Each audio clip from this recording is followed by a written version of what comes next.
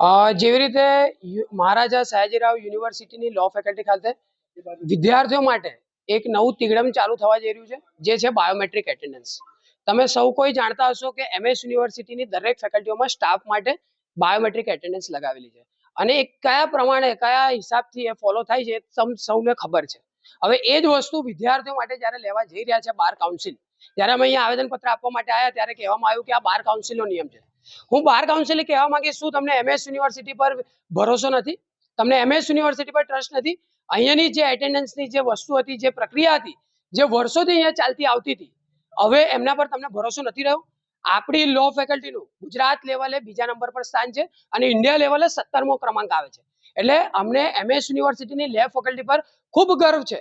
અને જ્યારે કોઈ આવી અમારી ફેકલ્ટી પર આંગળી ચીંધશે તો એનએસયુઆઈ ચલાવી નહીં રહે. એ બાર કાઉન્સિલ હોય કે અન્ય કોઈ પણ કાઉન્સિલ હોય, તેના સામે એનએસયુઆઈ લડશે.